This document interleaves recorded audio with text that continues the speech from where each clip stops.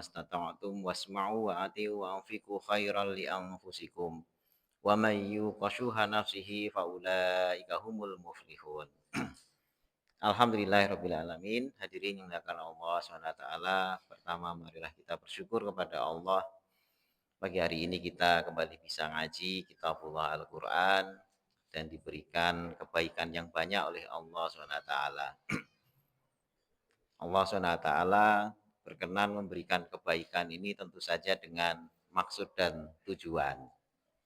Dan sebenarnya kebaikan ini senantiasa tercurahkan kepada manusia. Apakah dia itu orang beriman atau orang tidak beriman. Hanya saja sifat Rahman dan Rahimnya Allah ini ya meliputi semuanya. Tetapi sifat Ar-Rahman dan Rahim ini agak sedikit berbeda.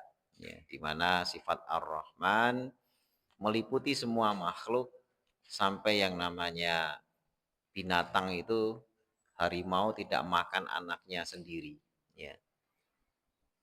Kemudian sifat Rahimnya Allah ini adalah sifat yang diberikan kepada kita, tapi khususon kepada orang beriman yang nantinya akan disempurnakan ya dalam bentuk rahmat Allah yang sempurna, yakni di surganya Allah SWT.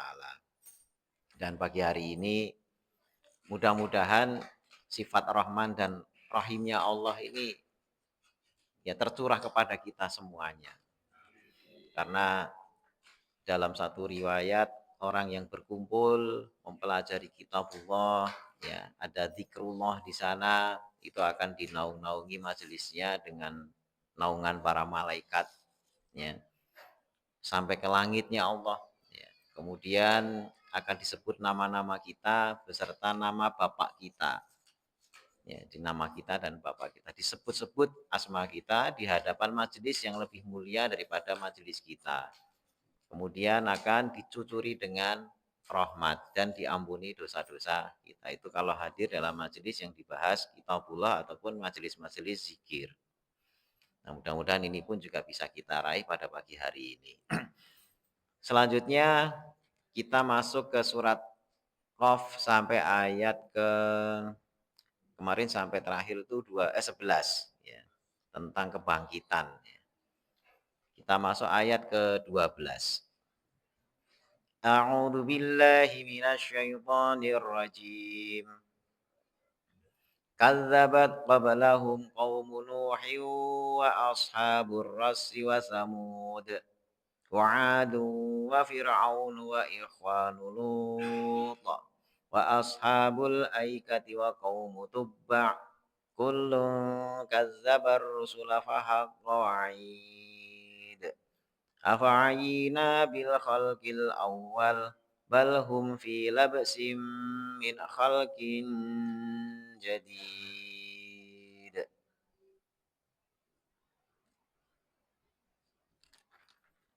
Wa'ad kazabat telah mendustakan qablahum sebelum mereka kaum Nuh, kaum Nabi Nuh, wa ashabur ras dan ashabur ras ini satu kaum yang tidak dijelaskan siapa nabinya. Wa Samud dan kaum Samud. Wa'ad dan kaum Ad, wa Fir'aunu dan Fir'aun, wa ikhwanu Lut dan saudaranya Nabi Lut. Maksudnya kaum Nabi Lut karena memang kaumnya itu yang masih saudaranya, masih satu bangsanya. Wa ashabul aikah dan ashabul aikah. Ini adalah kaumnya Nabi Syuaib. Wa qaumu Tubba dan kaum Tubba. Kaum Tubba ini pernah dijelaskan di ayat ya, di surat sebelumnya. Ini adalah kaum di negeri Yaman. Ya, di negeri Yaman. Kullun kadzabar rusul. Masing-masing semua itu dari kaum yang disebut tadi itu kadzabar rusul. Mendustakan rasul-rasul yang diutus kepada mereka. Fahaq qawaid. Maka ya hak qawaid wajib atas mereka itu waidi. Waidi itu maksudnya janjiku. Janji apa? Janji kalau berdusta terhadap para rasul itu akan diazab. Jadi fahaqqa wa'id, maka wajib tertimpa mereka itu dengan wa'idi janjiku. Afa'ayina bil khalqil awal. Afa'ayina, apakah maka kami itu merasa dianggap merasa lemah atau lelah bil khalqil awal, dengan penciptaan yang awal. Balhum, bahkan mereka fi labsin, berada dalam keraguan, min khalqin jadid, dari ciptaan yang baru.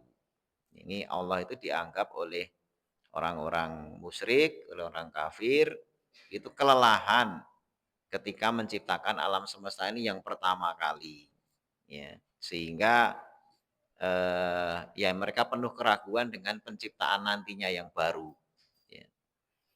Artinya kelelahan di sini merasa lemah, ya, atau merasa bahwasanya penciptaan yang awal ini ya kondisinya jadi keraguan-raguan mereka sebenarnya berawal dari penciptaan yang baru itu tidak mungkin. Karena Allah itu sudah kelelahan dengan penciptaan yang pertama, gitu ya. Itu konsep yang dianut mereka itu seperti itu. Nah, ke masing-masing kaum, jadi disebutkan di sini ada kaumnya Nabi Nuh, Ashaburos, kemudian Samud, ya. Kemudian ada Ad, ya. Di sana ada nabi-nabi. Sebagiannya kaum dan nabi itu dijelaskan. Ya, Nabi Soleh dengan untanya, ya, kaum Ad, ya. Kemudian ada kaum Samud, ya. Kemudian ada Ashabul Aikah, kaumnya Nabi Syuaib. Tapi ada kaum yang tidak dijelaskan nabinya siapa, Ashabur Ros. Ya, itu dijelaskan di surat Al-Furqan. Ya, hanya kaum yang mereka menentang nabi. Kemudian ada disebut khusus ini nama Fir'aun. Ya, satu nama, Fir'aun. Tidak disebut kaumnya. Karena Fir'aun ini yang menjadi dedengkot kekafiran kaumnya. Ya. Jadi tidak disebut sebagai wa qaumu Fir'aunu, itu bukan. Ya, tetapi sebut Fir'aun. Karena yang bikin semua kafir itu adalah Fir'aunnya. Gitu. Tapi kalau Ashaburos apa itu ya semuanya kompak satu kaum. Ya dari sejak kepalanya, pimpinannya sampai semuanya. Kemudian kaum Samud sama. Kaum Ad sama. Itu dosa yang dilakukan secara komunal, ya, secara bareng-bareng satu kaum. Tapi kalau Firaun, ini yang bikin kacau kaumnya itu ya Firaunnya. Ya. Jadi Firaun itu kenapa diulang-ulang ceritanya di dalam Al-Qur'an? Itu karena ingin ditunjukkan oleh Allah. Baik tidaknya kaum itu juga ditentukan oleh pimpinannya. Gitu. Selain juga sebenarnya ada juga kaum-kaum yang memang secara komunal, secara bareng-bareng itu rusak. Rusaknya itu bareng. Tidak hanya pimpinannya, gitu. Diganti pimpinan itu tetap rusak gitu ya. Bahkan ya ketika pimpinannya membaik, pengen soleh, ya karena memang kaumnya rusak ya pimpinannya dibunuh. Nah itu kaum Bani Israel. Ya, itu diceritakan juga berulang-ulang. Sehingga kebaikan satu kaum itu tidak bisa berdiri sendiri. Ya, tidak bisa berdiri sendiri. Itu pesan yang disampaikan Al-Quran itu begitu. Hanya pimpinannya tok nggak bisa. Ya, hanya rakyatnya toh juga enggak bisa. Tetapi Fir'aun dengan segala bala tentaranya itu bisa membuat satu kaum itu melawan. Walaupun tidak semua, tetap tidak bisa semua. Ada yang tidak melawan Allah. Ya, yang kemudian memberontak. Ya, ini kalangan Bani Israel yang di bawah jajahannya Fir'aun. Ya. Jadi Fir'aun itu menjajah Bani Israel yang sebelumnya Bani Israel itu hidup berdampingan dengan kepemimpinan Raja Mesir dari sejak zaman Nabi Yusuf. Ya.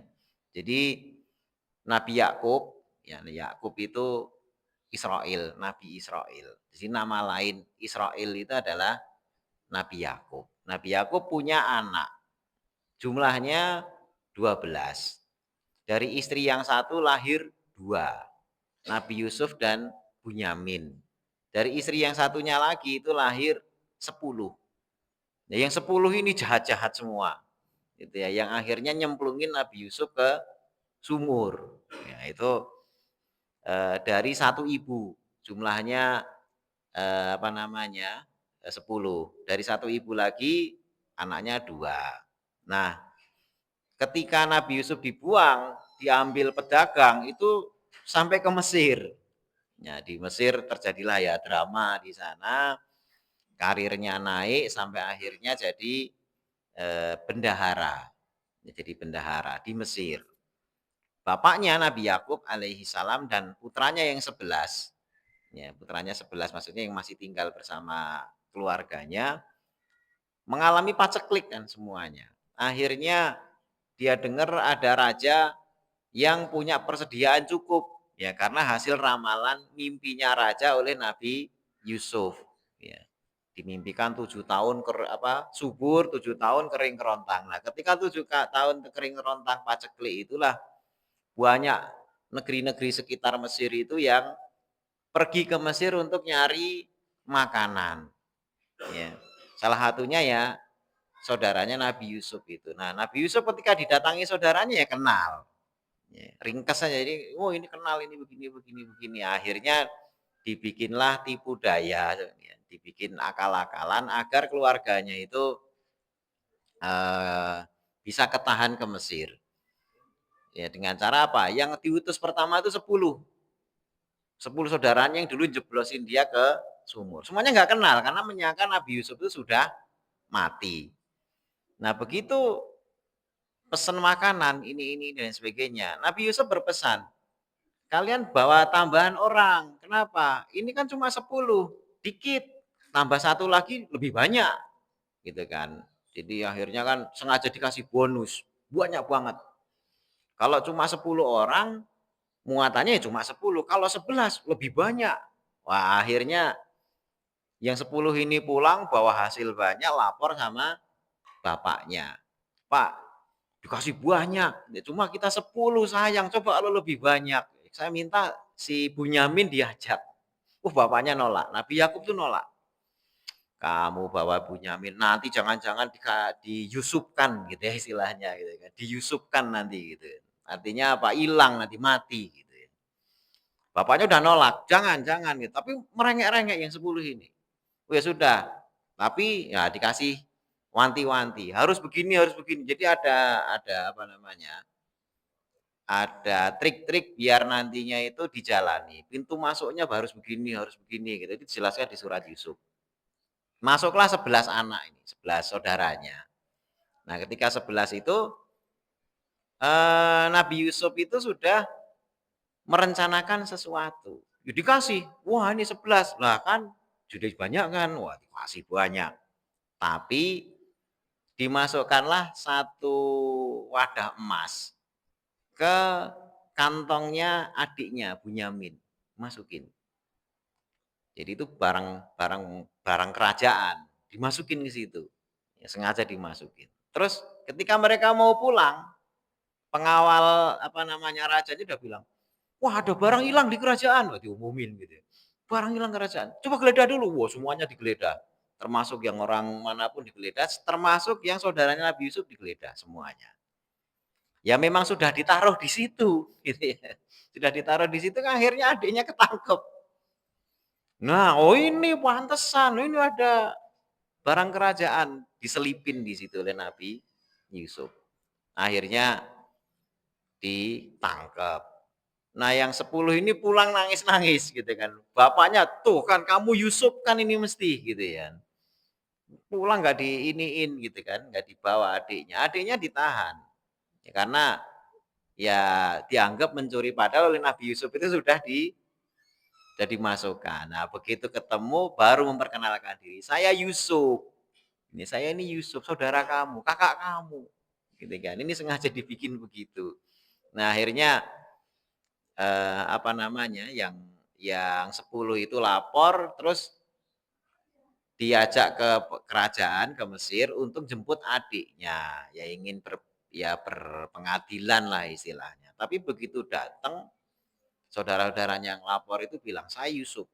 Ya, Nabi Yusuf itu disebutkan ke 10 saudara, "Saya Yusuf." Oh nggak mungkin begini, saya Yusuf. Sampai akhirnya bajunya, ya bajunya Nabi Yusuf itu dilepas. Ya, kemudian kamu bawa ke bapak, ya, untuk sebagai bukti, gitu kan. Bapaknya sudah buta. Butanya itu karena menangisi putra kesayangannya Nabi Yusuf itu. Jadi saking sering nangisnya sampai matanya apa? Buta. Nah, begitu dikasih bajunya, dicium, mencium Nabi, baunya Nabi Yusuf itu matanya langsung bisa melihat. Ya, itu matanya bisa langsung melihat. Nah, setelah itu ya sudah berkumpul lagi reuni keluarga. Ya bapaknya, ya 10 saudaranya dan adiknya Bunyamin dan Nabi Yusuf sudah jadi bendahara di sana. Jadi semuanya intinya berkumpul lagi di Mesir. Nah, disitulah awal mula Bani Israel itu tinggal di Mesir. Jadi diterima beranak pinak menjadi 12 suku Bani Israel di Mesir. Ya, di Mesir. Permasalahannya adalah ketika ganti raja, ada yang raja yang senang sama Bani Israel, ada yang enggak, ada yang nah, sampailah pada Fir'aun. Ya. Fir'aun ini yang kemudian merubah semuanya. Yang tadinya masyarakat Kipti itu adalah masyarakat asli penduduk Mesir, ya bangsa Kipti. Sedangkan yang Nabi Yusuf beserta keluarganya itu adalah orang luar, yaitu imigran. Ya, imigran. Jadi bukan bukan asli orang Kipti. Nah, mulai dibeda-bedakan. Oh, ini orang keturunan. Ya kayak di Indonesia ini udah mulai nunjuk-nunjuk, wah ini etnis apa, ya gitu-gitulah. Ya mirip-mirip di negeri kita, gitu kan. Jadi mulai dibeda-bedakan, yang tadinya dianggap sebagai satu kesatuan, gitu ya, itu sudah mulai dibeda-bedakan. Kenapa dianggap satu kesatuan? Karena menyelamatkan negara dari paceklik yang panjang, punya cadangan makanan dan negara itu jadi selamat. Ya, akhirnya diakui. Dan memang makmur, ya setelah itu makmur. Tapi kemudian kemakmuran itu membuat raja-rajanya lupa. Berikutnya Bani Israel, anak turunnya Nabi Yusuf, anak turunnya Nabi Yakub atau Nabi Israel itu ditindas. Ya, ditindas. Nah, saat itulah kemudian diutus Nabi Musa yang melawan Firaun. Maka di sini Firaun ini disebut sendiri. Ya, Firaun disebut sendiri, bukan kaum Firaun. Enggak, tidak semua kaumnya Firaun itu buruk. Ya, tidak semuanya buruk. Jadi Firaunnya yang memang dan bala tentaranya yang buruk. Makanya seringkali disebutkan Firaun dan bala tentaranya. Karena rakyatnya tidak sebagiannya tidak ikut-ikutan apa yang menjadi kezalimannya Firaun. Kemudian Ikhwanul disebut ikhwan karena pelaku penyimpangan itu dilakukan oleh orang-orang yang masih kerabat, masih saudara di apa namanya, di kaum itu, gitu ya. Artinya rata-rata memang disebut kaum itu dalam satu wilayah itu rata-rata masih ada persaudaraan. Ya kayak seperti dulu pernah disampaikan di sini orang Betawi itu rata-rata ya ini saudara ini encingnya ini engkongnya ini apa itu masih sambung ya satu kaum gitu ya. Makanya seringkali di dalam penyebutan Nabi menyeru kaumnya itu disebut ya qaumi. Ya, itu wahai kaumku karena beliau itu juga termasuk masih satu keturunan di situ. Termasuk Nabi Soleh itu sama. Bahkan dianggap sebagai digadang-gadang menjadi generasi penerus mereka, dididik oleh mereka dan sebagainya. Tapi akhirnya Nabi Soleh dapat wahyu itu yang akhirnya berubah ya. Nah, itu nyebutnya ya qaumi, wahai kaumku karena masih ada ikatan darah dengan kaumnya. Kecuali satu, ya, yakni Nabi Isa. Ya, Nabi Isa itu jarang menyebut di dalam Al-Qur'an, itu tidak menyebut Bani Israel itu ya qaumi. Ya, makanya di surat Sof, ya, di surat Sof itu ketika wa iz qala Musa liqaumihi, yaitu di ayat di surat Sof ya. Ketika Nabi Musa berkata kepada kaumnya, "Ya qaumi, lima tu'zunani wa qad ta'lamuna anni Rasulullah ilaikum." Itu perkataan Nabi Musa. Wahai kaumku, kenapa kalian menyakiti aku? Gitu ya. Tapi di ayat yang berikutnya, wa isqala Isa bin Maryam lil bani Israel, ya. Jadi ketika Nabi Isa itu berkata pada Bani Israel, wa isqala Isa bin Maryam, itu nyebutnya ya Bani Israel. Ya Bani Israel. Nabi Isa itu tidak nyebut ya kaumi sebagaimana Nabi Musa. Kenapa? Sebagian ahli tafsir menyebutkan karena bapaknya Nabi Isa itu tidak berasal dari Bani Israel. Kenapa? Karena nggak punya bapak. Gitu. Ya, padahal keturunan itu jalurnya dari bapak. Bapaknya Bani Israel, maka ya dia dari kalangan Bani. Tapi dia tidak punya bapak dari Bani Israel. Sehingga dia menyebutnya bukan ya kaumi, tapi ya Bani Israel. Inni Rasulullah ilaikum. Musaddiqal lima baina yadayya minat Taurah. Wa mubasyiran bi rasuli ya'ti min ba'dihi ismuhu Ahmad. Yaitu Nabi Isa alaihi salam. Jadi ikhwanul Lut ini menunjukkan bahwa satu kaum itu sebagiannya saling bersaudara, tapi menyimpang, ya menyimpang. Makanya istrinya Nabi Lut itu berkhianat. Ya, berkhianat itu karena yang dibantu itu juga masih saudara. Wah ini ada tamu ya. Oh ini gini. Nabi Lut itu sudah bilang, jangan dibilang-bilang kalau kedatangan tamu. Karena tamunya ganteng kali, namanya malaikat. Malaikat itu penampakannya ganteng-ganteng. Sempurna fisiknya. Sehingga Nabi Yusuf yang ganteng, ketika keluar ke kalangan ibu-ibu kalangan istana, istri-istri pejabat gitu ya, pada ngumpul, pada gosip gitu ya. Itu Nabi Yusuf suruh keluar, terus istri-istri pejabat yang suka gosip itu dikasih pisau. Dikasih pisau, dikasih hidangan. Ketika ngiris itu, ya, Nabi Yusuf lewat itu sampai ngiris tangannya sendiri itu nggak kerasa. Saking takjub kepada kegantengannya Nabi Yusuf. Terus mereka berkata, mahada ila malakun karim. Gitu ya.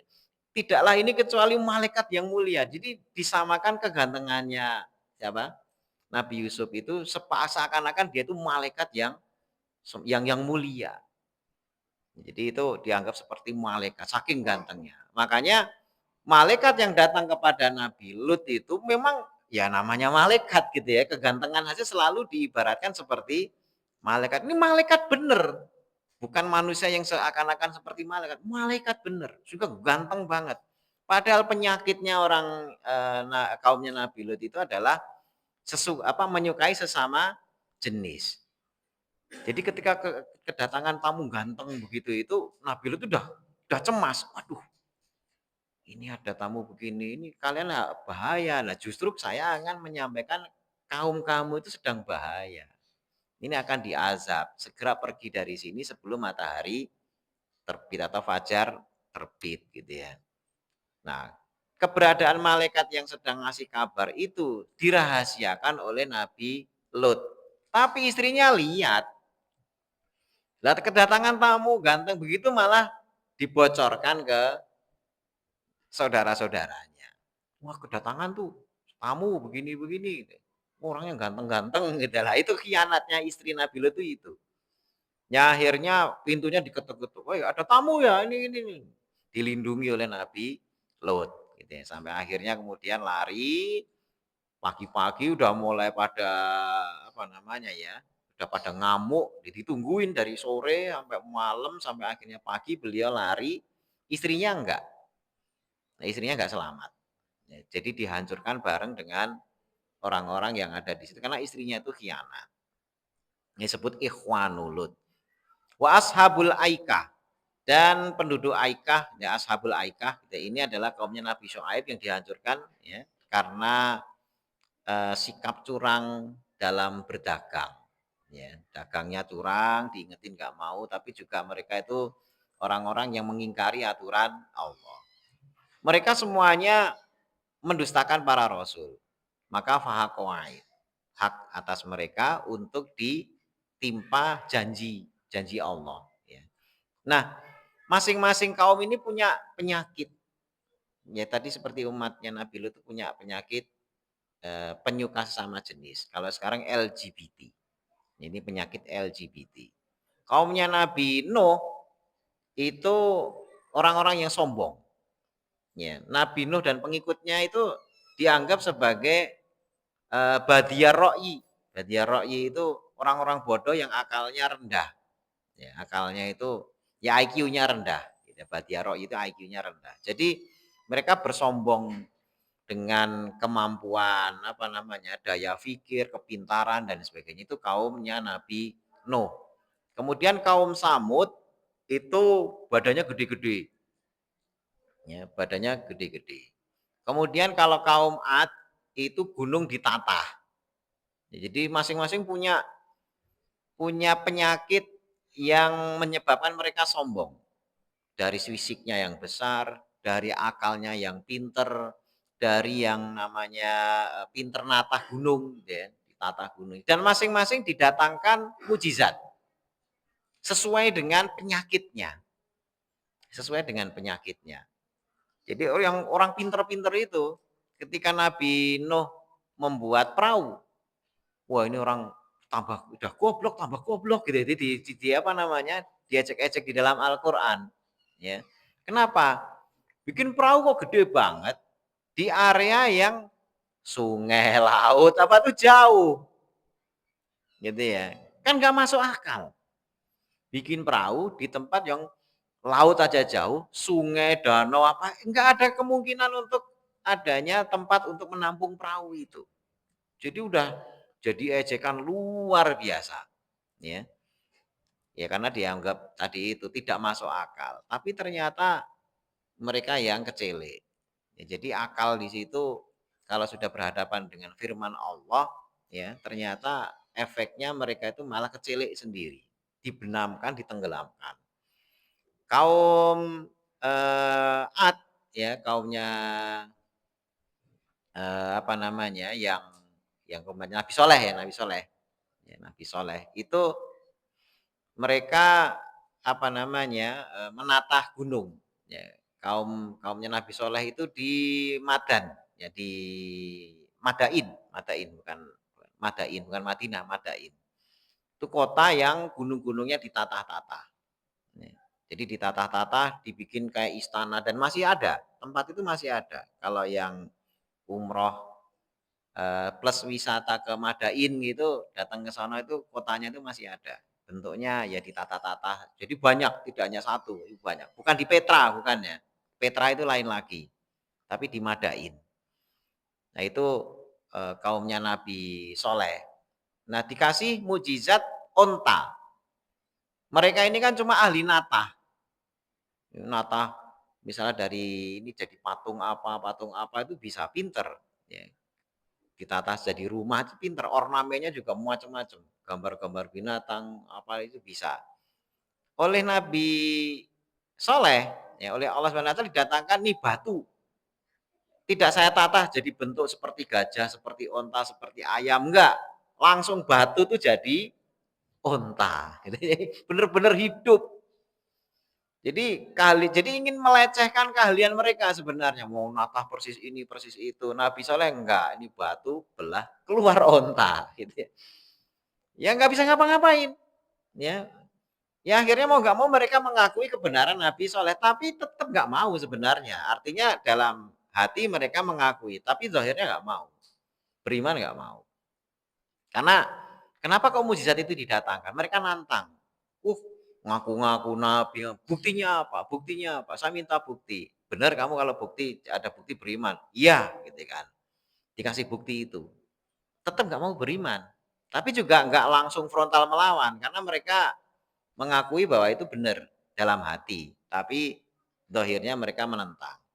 Akhirnya karena jengkel, ya didatangkan onta gitu ya, disembelihlah onta itu oleh salah satu utusan ya di kalangan kaumnya Nabi Soleh. Ya, jadi disebutkan dalam surat Syam ya apa namanya orang yang menyembelih itu. Ya, jadi dikirimkan kemudian faqaruha fadamdama alaihim bidzambihim ya fasawwaha dan seterusnya. Jadi diutus salah satu yang kemudian menyembelih onta itu. Nah, disebut oleh Nabi ada dua orang yang paling celaka. Yang pertama adalah orang yang bangkit menyembelih untanya Nabi Soleh. Yang satu lagi adalah Nabi itu sudah pernah bilang. Jadi sebelum Ali bin Abi Thalib meninggal. Satu lagi adalah orang yang nanti akan membunuhmu. Yang membunuhmu itu Nabi sahabat Ali bin Abi. Tadi dua orang yang paling celaka. Nah itu salah satunya adalah penyembelih untanya Nabi Soleh. Nah akhirnya ya sudah dibinasakan oleh Allah. Karena janjinya kalau didatangkan mukjizat nggak boleh ganggu mukjizatnya. Mereka sendiri yang nantang, nggak mau beriman, akhirnya terganggu dengan mukjizatnya Nabi Soleh, ontanya disembelih, mereka dibinasakan. Nabi Shu'aib juga begitu, ditantang-tantang, didatangkan benar, ya akhirnya mereka nggak bisa beriman juga, gitu ya, dihancurkan. Jadi penyakitnya macam-macam, kesombongan, ganduli timbangan, ya, bisnis curang, kemudian kesombongan karena merasa pinter, kaum LGBT. Nah, masing-masing penyakit kaum itu sekarang ada. Ya, di zamannya Nabi Muhammad ini ada. Cara melawan mukjizatnya tidak dengan lagi eh, onta keluar dari batu, kasih banjir itu umatnya Nabi Muhammad ini khas. Ya, mujizat itu tidak lagi ditantang, ayo suruh begini, datangkan kebun dari langit, nggak didengar. Cuma dia pokoknya datangkan Quran. Ini yang di depan kita sedang kita pelajari. Ini mujizat terbesar. Bukan onta lagi, bukan tongkat seperti Nabi Musa. Ya, bukan lagi seperti Nabi Isa. Nabi Isa itu mujizatnya banyak. Ya, karena memang saat itu sedang maju-majunya orang pengen belajar kedokteran. Ya, penyakit itu sedang aktif-aktifnya dipelajari. Ya makanya temuan-temuan orang dulu gitu ya. Itu penyakit lepra misalnya. Lepra belum ada obatnya. Ya belum ada obatnya sehingga mereka masih jadi musuh yang utama. Makanya kalau kena lepra itu, oh ini penyakit setan. Ya, karena kalau nggak bisa dihadapi itu mereka cenderungnya, oh ini sesuatu yang supranatural. Nah, cara ngadepinya apa? Oh, pokoknya begini-begini banyak ritual disebutkan di dalam kitab-kitab apa kayak gitu-gitu. Padahal kalau orang modern, wah lepra. Lepra itu cuma TBC kulit. Ya, TBC kulit apa? Kan TBC itu bisa nyerang paru-paru, bisa nyerang tulang, bisa nyerang usus. Ya, mana TBC usus, TBC kulit. Ya, ada TBC kelenjar. Ya, yang paling banyak TBC paru. Nah, TBC nyerang kulit itu namanya apa? Lepra. Tapi dulu dianggapmu ini penyakit setan. Nah, Nabi Isa alaihissalam bisa menyembuhkan lepra. Saat itu dianggap mukjizat. Dianggap mukjizat karena memang belum ada obat. Jadi sentuh sembuh itu wah itu mukjizat. Ya itu cocok untuk kaum saat itu. Ya kalau sekarang ada nabi, di sini datang lepra disembuhkan. Itu banyak dokter harus diklaim sebagai nabi. Kenapa? Karena banyak dokter yang bisa menyembuhkan lepra. Hanya karena bisa menyembuhkan lepra, terus berhak disebut sebagai nabi, wah repot. Ya, sekarang banyak nabi akhirnya. Kenapa? Karena bisa mendatangkan mujizat menyembuhkan orang lepra. Ya. Membangkitkan orang mati. Itu ada dokter-dokter yang di UGD udah mati sekian menit gitu kan. Dilihat tanda vitalnya, oh ini masih ada ini, ada ini, ada ini. Oh enggak, ambil kejut jantung itu ya, jebret, hidup lagi. Gitu ya. Sehingga seakan-akan bisa menghidupkan orang mati yang tadinya jantung udah berhenti, nafas berhenti, itu ketika belum sampai sekian menit ada golden periodnya. Dikejut jantungnya ketika syarat-syaratnya masih berlaku, itu masih bisa hidup. Jadi kalau Nabi Muhammad itu bawa mujizatnya Nabi Isa, ya jadi tertawaan nanti. Ah, Nabi hidupin sekarang banyak dokter bisa begitu. Nyembuhkan orang lumpuh bisa, orang stroke jalan lagi bisa banyak gitu ya. Ini kerjaannya Pak Andi gitu ya. Ini bisa yang tadinya lumpuh di treatment ini jalan lagi walaupun nggak sempurna ini jalan lagi gitu ya. Kalau dulu kan kerjaannya Nabi Musa itu mujizatnya. Orang lumpuh jalan, orang lepra sembuh. Ya orang sakit sembuh gitu ya. Orang mati dihidupin. Sekarang dokter-dokter sekarang sudah levelnya ilmunya seperti Nabi Isa. Ya, jadi hal-hal yang dulu dianggap mujizat ajaib begitu, sekarang itu hampir tiap hari bisa dilihat. Makanya Allah nggak turunkan mujizat itu kepada Nabi Muhammad yang model-model begitu. Kalau dulu menghidupkan orang mati, menyembuhkan lepra, itu nabinya aja sampai akhirnya dianggap sebagai Tuhan. Gitu ya. Karena memang masih ajaib. Sekarang, nah akhirnya apa? Konsep mujizat untuk umat akhir zaman itu sudah tidak lagi yang ajaib-ajaib begitu karena Allah Maha tahu. Sains itu bisa mendatangkan hal-hal yang seperti mukjizat. Ya, sains. Ya, sains itu ilmu pengetahuan. Sehingga hampir 1.500 tahun yang lalu Allah mendatangkan mukjizat itu tidak lagi hal-hal yang kayak begitu. Tetapi kitab yang nantinya akan meruntuhkan sains. Karena sains itu kalau tidak dipegang oleh orang yang akalnya sempurna, itu akan bikin sombong seperti umatnya Nabi Nuh. Apaan masih beragama? Oh, bodoh banget kamu gitu. Orang sekarang gitu. Agnostik. Agnostik itu kadang-kadang yang ngaku ada zat yang ini tapi tidak mengakui agama. Belum ke ateis. Tapi agama itu nggak diakui. Dia cuma ya Allah, Tuhan dan sebagainya itu ya entitas yang apa namanya ya menurut dia saya temukan sendiri. Biar saya temukan sendiri Tuhan saya. Gitu ya, itu sehingga orang-orang zaman sekarang ketika menyebut agama itu dianggap sebagai ide atau pemikiran. Oh, itu kan alat untuk mengatur manusia. Ya, jadi kalau nggak ada konsep agama, manusia susah diatur. Makanya diciptakanlah agama. Sehingga agama itu adalah konsep dari diri manusia. Sehingga kata mereka, bukan Tuhan yang menciptakan manusia, tetapi manusialah yang menciptakan Tuhan. Jadi Tuhan itu ada karena diciptakan oleh manusia. Ya. Itu kata orang-orang agnostik, orang ateis gitu ya. Biar mereka bisa menemukan Tuhannya sendiri-sendiri gitu ya. Itu konsep rusak itu, konsep rusak. Islam selalu mengajarkan pada kita, agama itu bukan ide, bukan hasil pemikiran, tapi dari luar, yakni apa? Wahyu. Makanya ketika Islam ini diturunkan melalui wahyu pertama yang namanya surat Al-Alaq, kisahnya itu benar-benar clear, jelas bahwasanya agama itu asalnya dari luar, bukan dari diri Nabi Muhammad. Kenapa? Karena Nabi Muhammad disuruh baca, bacalah. Bacalah. Itu kan berarti unsur luar yang ingin ngajari Nabi. Ya, terus Nabi nggak tahu ini siapa. Terus ini apa itu nggak tahu. Kalau memang agama itu dari idenya Nabi Muhammad, maka yang ada beliau ketika di Gua Hira itu nulis buku, konsep, ide, ya dituangkan dalam bentuk tulisan. Nah, orang mau mengklaim begitu itu nggak bisa, ya, karena Nabi itu umi.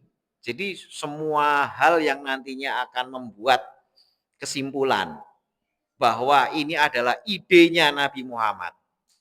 Ini adalah pemikiran Nabi Muhammad itu sama Allah sudah dikunci. Dengan cara apa? Dengan cara diturunkanlah Nabi yang buta huruf.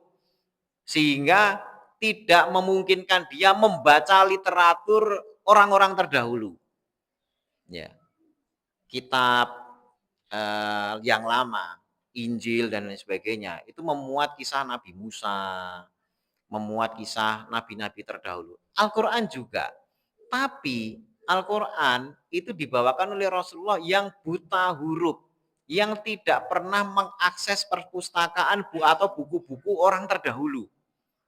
Sehingga ketuduhan di Al-Quran banyak tuduhan itu. Di surat An-Nahl itu banyak disebutkan, oh itu dia sering baca-baca buku-buku hasil pemikiran orang dahulu, dan di konsep, terus akhirnya ya orang menyembahnya. Dari mana membaca? Nabi aja nggak bisa baca. Nabi nggak bisa baca itu bukan kerendahan. Kan ada orang yang menentang, nggak mungkin Nabi kok. Nabi itu kan fatonah, cerdas gitu ya. Cerdas dengan bisa membaca itu nggak ada kaitannya. Cerdas itu pola pikir, cara mengambil keputusan, cara apa namanya, berbicara yang disebut jawamiul kalim gitu ya. Perkataan beliau itu perkataan yang padat, yang makanya kan dengan beberapa hadis gitu ya, itu ulama-ulama sekarang tuh bisa mensyarah menjadi puluhan kitab karena saking padatnya perkataan Nabi. Itu kecerdasan beliau memilih kata. Tapi kaitannya dengan buta huruf, justru buta huruf itu benteng agar apa yang dibawa oleh Rasulullah SAW tidak dikatakan sebagai hasil mempelajari buku-buku orang terdahulu. Dan itu dibuktikan dalam sirah. Nabi itu bahkan sampai perjanjian Hudaibiyah, tulisan Bismillahirrahmanirrahim aja nggak tahu yang mana. Ya. Karena banyak di kalangan muslimin ini yang Nabi itu nggak mungkin loh. Kalau itu tidak buta huruf, tuduhan orang kafir itu makin makin dapat dukungan. Gitu ya. Nabi itu dibuta hurufkan oleh Allah SWT, diturunkan Nabi yang umi itu justru ada maksud besar. Agar bahwasanya agama ini bukan ide dari dalam, tapi dari luar yang masuk, itu bisa diterima. Ya. Karena selama ini perkataan manusialah yang menciptakan Tuhan, itu karena dikatakan semua agama itu adalah idenya para nabi itu. Bikin-bikinan agar manusia mudah dikontrol. Ya. Karena agama kan nggak boleh ini, nggak boleh ini, nanti neraka lo, nanti ini lo, gitu ya. Hidup di zaman sekarang ditakut-takuti dengan sesuatu dari dimensi lain, ya. Biar orang apa? Biar orang tunduk. Kenapa? Karena ya dia nggak bisa langsung ngasih hukuman. Ya, nabinya nggak bisa ngasih hukuman, penguasanya nggak bisa langsung ngasih hukuman, akhirnya dia takut-takutilah sama neraka yang masih entar gitu. Itu konsep orang yang sinis kepada agama. Ya, tapi itulah butuh keimanan untuk memahami ini sehingga di planning gitu ya. Allah Subhanahu wa taala sebaik-baik pembuat rencana. Ya, sehingga bentuk penerimaan wahyu yang awal itu memang unsur dari luar dan itu ditunjukkan seterusnya. Nabi itu sering ketika menerima wahyu ngajar begini, tiba-tiba diem lama. Lama banget gitu ya. Nah, ketika lama diem begitu tapi masih sadar, masih masih bukan tidur gitu bukan, tapi masih sadar, tapi diem. Itu sahabat tahu, oh ini beliau sedang turun wahyu. Gitu ya. Ada satu ayat, satu surat, bukan ayat, satu surat yang turun blek langsung satu surat dan panjang. Itu surat Al-An'am. Ya, dalam Al-Quran itu ada satu surat yang panjang sampai berapa seratusan lebih ya. Surat Al-An'am itu turun satu surat. Itu turun ketika beliau naik onta. Nah, ketika naik onta, nah pas naik onta itu turunlah surat Al-An'am. Diem lama sampai akhirnya dan biasa beliau begitu itu. Ketika nerima wahyu itu ontanya terlalu berat membawa beban Nabi. Itu sampai ontanya terduduk. Yaitu di surat Al-An'am. Ya, jadi kalau di Sahih Bukhari itu dijelaskan di bab awal-awal kitab Bada'il Wahyi ya. Jadi kitab apa namanya? Awal-awal turunnya wahyu. Wahyu itu turun dalam bentuk apa? Kadang-kadang seperti suara lonceng yang keras, kadang-kadang seperti ya beban berat, tiba-tiba Nabi berkeringat dan lain sebagainya. Makanya pernah Nabi itu sholat, sujudnya lama. Lama sekali nggak bangun-bangun. Sahabat ya diam aja, cuma batin. Ini ada apa ya? Apa turun wahyu ya? Selesai sholat, beliau ditanya, ya Rasul, apakah turun wahyu? Wahyu apakah ya kalau itu turun? Gitu ya. Dijawab Nabi, enggak. Loh, kenapa tadi sujudnya lama? Cucuku lagi naik ke punggungku, saya nggak mau ganggu. Ini jawabannya gitu. Jadi cucunya Nabi ya, pas lagi sholat tuh naikin punggungnya Nabi gitu ya. Saking ininya, Nabi itu mau bangun kan takut cucunya tuh gelundung gitu ya. Jadi dibiarin ya. Sampai terakhir tuh selesai sholat, ya Rasul apakah turun wahyu kok sujudnya lama? Karena biasa kalau turun wahyu begitu. Dijawab enggak. Loh tadi sujudnya lama, ya cucuku lagi naik ke punggung gitu ya. Jadi memang karena kebiasaan kalau turun wahyu begitu. Nah ini menunjukkan sesuatu yang dari luar. Terus ada lagi satu ayat, penggalan ayat, yang ini paling penting. Yang menunjukkan bahwasanya Al-Quran ini dari luar, bukan ide Nabi. Ini perkataan apa? Perkataan kul. Ya, katakan wahai Muhammad. Ya.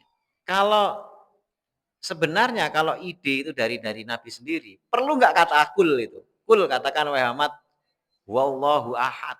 Ya, dia Allah itu yang maha esa. Kalau memang dari Nabi, nggak usah pakai kata kul. Ya, kata kul itu menunjukkan Nabi itu diperintah. Kul katakan wahai Muhammad. Nah karena dari sononya itu memang harus menggunakan kata kul, kulnya nggak hilang. Ya. Kalau dari Nabi sendiri kan cukup wallahu ahad. Dia Allah itu maha esa, kan selesai. Ya. Atau kalau surat 3 kul itu cukup wallahu ahad atau a'udzu birabbin nas. Jadi a'udzu birabbi, aku berlindung kepada Allah pemelihara manusia. Cukup. Tapi kan akhirnya pakai kata kul karena memang aslinya juga dari sononya pakai kul. Kul a'udzu birabbin nas. Ya, jadi yang sederhana itu malah justru menunjukkan bahwasannya itu dari luar Nabi. Ingin ditunjukkan benar. Gitu. Nah, makanya kalau melanggar fahaq waid.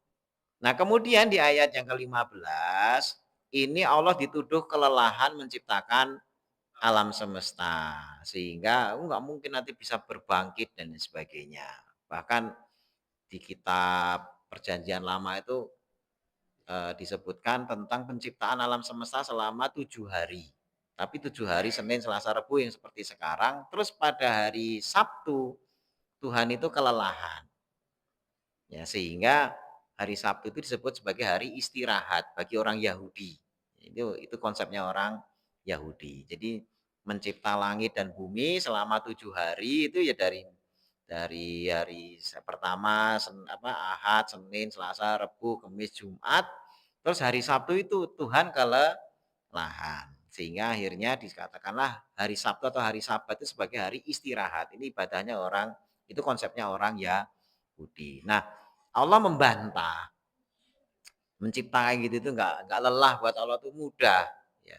Mencipta yang awal mudah, apalagi membangkitkan itu lebih mudah lagi. Jadi nggak ada rasa lelah dalam menciptakan alam semesta. Ya, tidak ada mengalami kelelahan apa-apa. Itu dibantah melalui ayat afa bi'ayina bil khalqil awal balhum filab simin khalqin jadid. Bahkan mereka yang justru ragu-ragu penciptaan yang baru, maksudnya nanti dibangkitkan tuh mereka ragu-ragu. Sehingga tidak ada lagi hari berbangkit. Maka manusia itu ketika mati ya sudah. Nah, yang bikin mereka sekarang ini was-was. Yang bikin mereka sekarang was-was itu mereka sudah mulai mengenal konsep kesadaran. Ini konsep consciousness. Ya, konsep consciousness. Kesadaran itu apa? Mereka tuh bertanya-tanya, apakah kalau kita mati, kesadaran juga mati? Ya. Apakah kalau kita mati, kesadaran itu juga mati? Kemudian diambillah ibarahnya itu dari mimpi. Ketika orang tidur, itu kan seperti mati. Tapi dia berada di alam lain. Alam otak mereka itu berjalan ke sana kemari, ya membayangkan ini itu. Jadi mati itu apakah nanti kalau orang sudah mati, ya itu berada di alam yang bayangan-bayangan begitu, atau mati terus pet nggak ada bayangan sama sekali? Itu tanda tanya. Saat ini mereka dihantui itu. Ya, sebagiannya akhirnya tidak menolak adanya Tuhan, tapi mereka beriman pada Tuhan menurut mereka sendiri. Ini pun masih salah. Kenapa? Orang yang menyembah Tuhan, ciptaan bayangannya sendiri, berarti dia menjadikan hawa nafsunya sebagai Tuhan. Ya, jadi kenapa? Karena Tuhan yang dia yakini itu adalah hasil kreasi dia sendiri. Oh, kalau ini alam semesta ini begini, ya ini orang saintis biasanya dengan rumus-rumus apa, oh berarti ada yang nyipta. Ya, berarti ada Tuhan. Cuma saya nggak mau Islam, saya nggak mau Kristen, saya nggak mau Yahudi. Oh itu nggak beres semuanya misalnya gitu. Karena dia lihat ada penyimpangan lah, itu akhirnya dia nggak mau menerima agama. Akhirnya ya sudah, saya punya Tuhan sendiri. Nah ini orang yang model mencari Tuhan sendiri dan akhirnya merasa menemukan, itu adalah penyembah hawa nafsu. Ya, itu penyembah. Karena dia menyembah entitas ketuhanan yang dia bikin sendiri dengan akal dia. Yang begitu itu tidak akan selamat di akhirat. Ya. Makanya Allah itu tidak membiarkan orang mencari sendiri. Bertafakur boleh.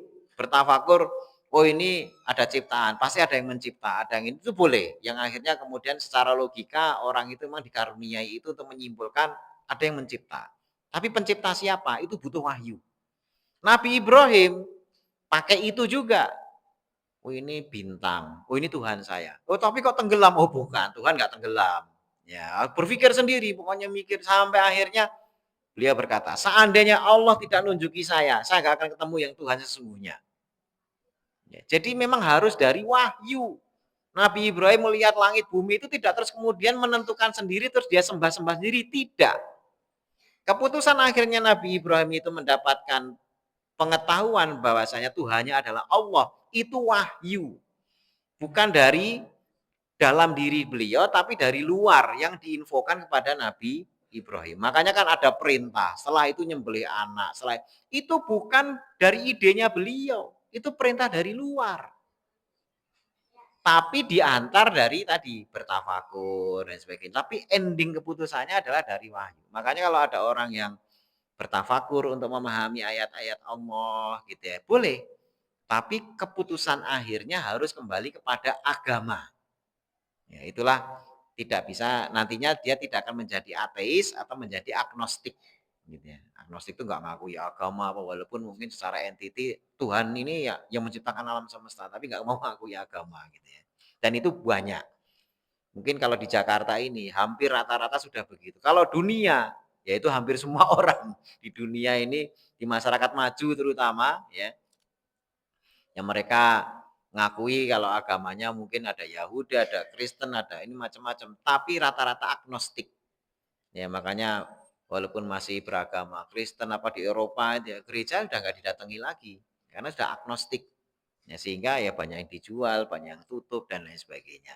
Nah, ini efek dari tadi itu ketika memahami agama gitu ya, terus mukjizat ya, pendustaan dan lain sebagainya itu dengan cara yang terlalu sederhana. Makanya Al-Qur'an menjadi mukjizat ini tidak lagi mendatangkan seperti Nabi Isa, Nabi Musa, nabi-nabi yang terdahulu dengan ajaib-ajaib itu tidak. Tapi isi Al-Qur'an inilah yang mendatangkan keajaiban. Kita isinya. Baik, sampai di sini yang ditanyakan.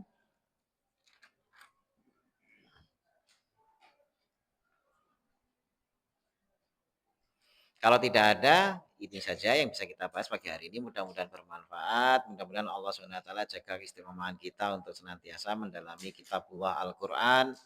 Dan yakin bahwasanya ini adalah wahyu dari Allah. Ya, bukan hanya perkataan, bukan perkataan Nabi Muhammad SAW, tapi ini wahyu dari Allah. Mengimaninya dapat pahala, membacanya dapat pahala. Dan mudah-mudahan kita di hadapan Allah nanti dikumpulkan dalam keadaan husnul khotimah dan mendapat ridhonya Allah. Amin. Kita tutup doa kafaratul majelis. Subhanakallahumma bihamdika asyhadu alla ilaha illa anta astaghfiruka wa atubu ilaik. Assalamualaikum warahmatullahi wabarakatuh.